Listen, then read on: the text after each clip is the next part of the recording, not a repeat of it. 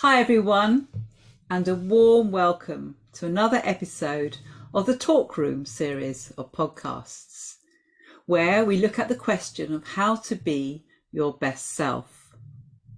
We do that by looking at a question of mental health and well-being. For those people that haven't seen any of our previous podcasts, I'd like to introduce my co-presenter, Ian. For those that don't know Ian, he's an accredited counsellor with the British Association of Counsellors and Psychotherapists, and also the founder of Hope Therapy and Counselling Services, which is a counselling practice that operates throughout the south of England. And it offers mental health services both to organisations and also private individuals. Thank you, Wendy. And similarly, to introduce you, you're a highly experienced CBT psychotherapist who's been working in private practice in the field of mental health more generally for well over 30 years. So thank you so much for being here again. And thank you, Ian, too. So, Ian, I know that employee mental health is an area that is really dear to your own heart and something you feel very passionately about. Would you mind sharing a little bit more about your background and how that has informed your view about the importance of employee mental health? Yeah, so thank you, Wendy. So for 25 years, I worked in senior management, in directorial positions. I worked in FTSE 100, FTSE 250 organisations where I managed large teams of people. My last role, I was managing about 200 staff. And one of the largest challenges that we had was finding a way of trying to reach a sense of balance between the needs of individual staff that were struggling with a variety of mental health challenges, alongside the wider needs of the business, which were often very much focused on productivity, profit levels. I've also worked with lots of really small businesses, and what my experience has shown is that whether it's a large or a small company, they both struggle with many of the same issues, that constant drive to perform, to be productive, to generate cash for the business, while needing to also balance that against the needs of the individual employee who may be struggling with a variety of mental health and well-being challenges. Yes, I can imagine that might be quite a challenge. Businesses today are being placed under more and more pressure to deliver more and more profit to satisfy shareholders. I can imagine the temptation can be to put pressure on individual staff to perform. But that isn't necessarily always helpful if somebody is already really struggling with their own mental health challenges. Yeah, I mean, that's entirely right. So the risk is that if people that are already struggling with mental health challenges are pushed too hard, they may get to a point where they simply go off sick, or they leave the business altogether. From an employee perspective, they may feel that they have no choice because they can't function in what they seem to be an increasingly stressful environment. And from an employer's perspective, who may be very focused on productivity, that's the worst possible solution. Once someone is off sick, apart from the very real human cost, the employer, from a productivity perspective, then has absolutely zero contribution being made. And if the employee actually leaves, then all of that experience is lost from the company for good. You then also get all of the additional cost of having to recruit somebody, to train them, and to hope that the new person is the right fit for the business and will stay and be productive. Absolutely. So not only supporting employee mental health and staff going off sick, it seems like a lose-lose for both the employee and the employer.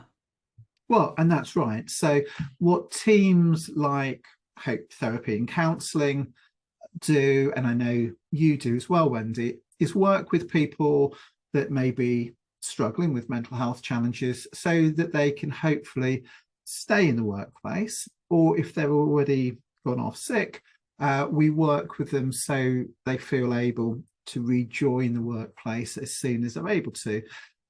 That way we can hopefully change a lose-lose situation into a win-win situation. So for me, I strongly believe that one of the most important things that we can that we need to do as business leaders is to create an environment where all staff can thrive, and that means to recognize the needs of everyone, including those that are struggling at any given point. Yeah, Ian, that is so interesting. And I totally agree with what you're saying. But I'm just curious to know how much of an issue you think this really is.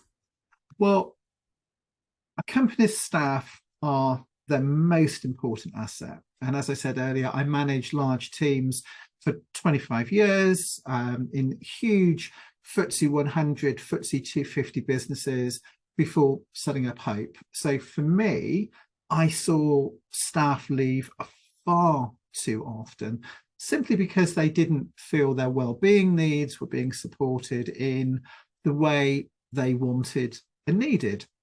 Mm-hmm. Nowadays, staff see effective mental health and well-being plans as being a right, an entitlement, not just a wish.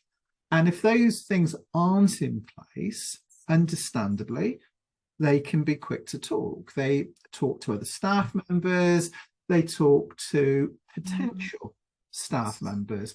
And websites like Glassdoor, for example, as well as social media, means that dissatisfaction can have a really wide-reaching effect that can be hugely costly to businesses. So both from a staff retention and staff attraction perspective, being able to support staff welfare needs to be seen as being absolutely essential nowadays. And many organisations, especially more progressive organisations, really understand that need, seeing the return on investment of supporting staff mental health in terms of improved productivity, keeping sickness levels lower, as well as simply doing what they see as being the right thing. Mm-hmm. But in terms of prevalence, well, we're told that 1 in 4 people will struggle with mental health issues. So that's a quarter of your staff are likely to struggle with a condition that would be impacting them in some way in the workplace. Even if they don't get signed off or leave the business, it's still going to be impacting them. In terms of people that get as far as being actually absent from work, well, the Health and Safety Executive told us that in 2020, 2021, stress, depression, or anxiety accounted for something like 17 million lost employment days per year. So that was nearly 3% of people actually got as far as being signed off at some point due to mental health, with 51% of long-term sickness being attributable to stress, depression, or anxiety. These are huge, huge numbers. And we're also seeing increases in mental health self-reported absence in the workplace. We're not seeing a decrease. So these are issues that are already having a significant impact on employees and therefore employers, as well as the overall economy. So it's essential, both from the perspective of staff, but also companies themselves, that these are issues that are being actively and proactively managed. Yes, I mean those figures are astonishing, Ian. They really are, and the way you've explained it all makes such sense as well.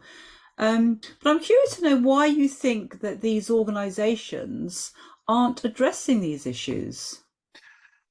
Well, the starting point is to say that many more progressive companies already are. As I said earlier, some companies are very much focused on these things and are really reaping the rewards of doing so. They see it as part of their retention and attraction policy, part of their productivity strategy, as well as simply doing what they see as being the right thing. You then get companies that are working really hard to try to address those issues, but for whatever reason may not be quite there yet. They may have HR teams who are working really incredibly hard at doing the very best they can.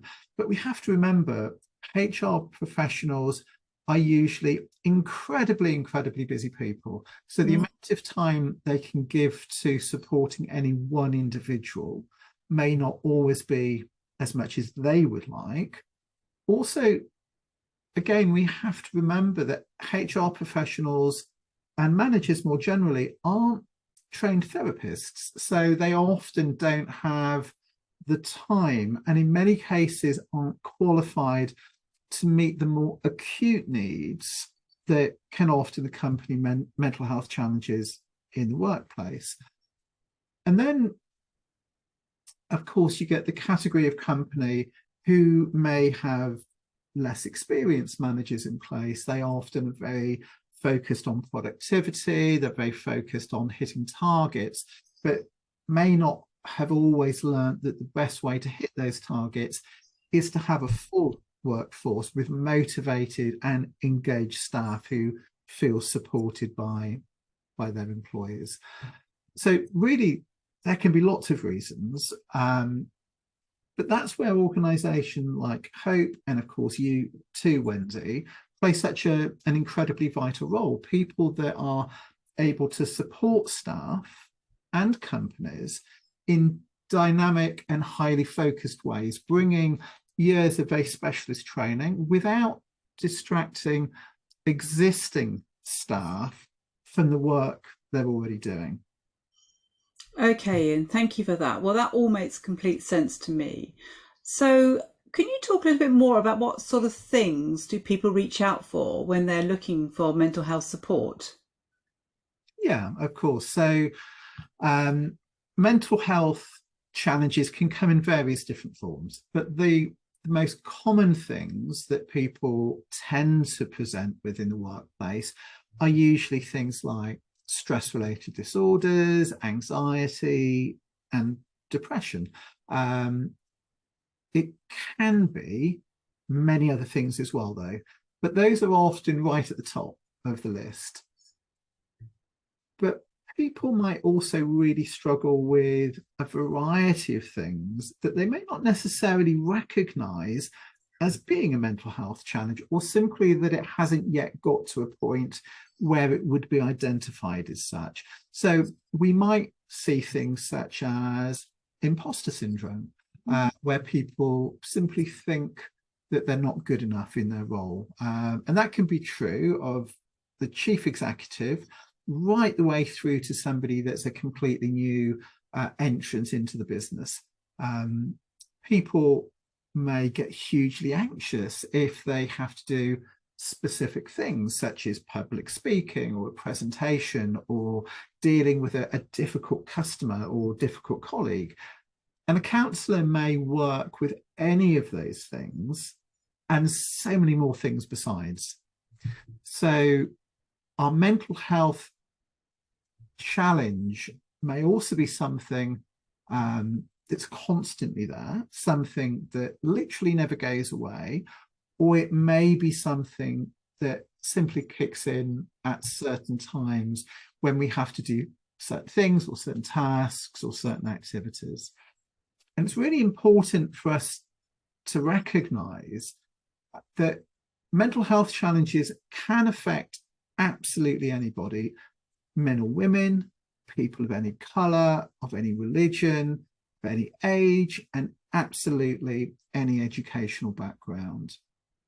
There was a study done recently by the University of California, which showed that 72% of entrepreneurs surveyed expressed concerns around mental health, 72%, with 49% reporting that they had one or more lifetime mental health challenges.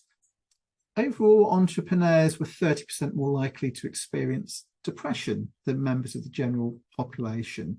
And you've got people like Aaron Swartz, for example, who's the co-founder of Reddit. He's talked very openly with his battle for depression. Elon Musk, who's seen by millions as being the epitome of entrepreneurial success, yet he's talked about terrible lows and unrelenting stress that he's felt. In fact, Bupa Global, their research suggests that 64% of senior business leaders have suffered from mental health conditions such as stress and depression. So whatever size of organization that you have, and whatever structure exists, and whatever level you're at, the way we recognize and support mental health in the workplace can have a huge effect, both for the individual and for the organization itself. Thank you, Ian. That's a really fascinating insight of the sort of mental health related challenges both companies and employees may face, and a good overview of the type of support that's available. So if you want people to know more, what should people be doing? Yeah, so Hope, and I know you too, Wendy, offer support in a variety of different ways. One of the things that we pride, and I know you pride yourself on, is being able to respond in a really dynamic and flexible way. So companies might want provision to be put in place to support an entire organization, whereas others may just be looking for one particular individual who has a need in that moment. Some organizations may choose to offer open-ended support, whereas others may offer support for a fixed number of counselling or therapy sessions. But one of the things that organisations like Hope and yourself is able to do is to act quickly. And when you consider that the waiting list for mental health support via the NHS can, in many cases, be months, we can respond within days, helping companies support their most important asset, the employee, and therefore the company itself to be able to thrive. Okay, that's really good. Thank you so much, Ian. And can you tell me a little bit more about how we can get in touch with you if we want any more information? Well, Hope has a team that operate throughout England. We work both with private clients, but also we have worked with county councils and charities and companies of various different sizes. So people are really, really welcome to get in touch with us, and we can discuss the type of support that is available and most suited to their specific needs. We can discuss the wider needs of the organisation or the individual client. And to do that, people just need to go to our website, which is www.hopefulminds.co.uk. There's a tab called Organisations, which tells people all about us, then the type of support that we're able to offer. But of course, you too, Wendy, you offer support to people that are struggling with a whole variety of mental health challenges that affect them in the workplace. So why don't you just take a moment to talk to people about the type of support that you offer as well? Yes, Ian, I can relate totally to everything you said today and how important it is to support the individual person with their own mental health needs and to support them quickly. So I too provide individual therapy to organisations. And if they want any more information, they can go to my website, wendyc.team, and they can contact me there.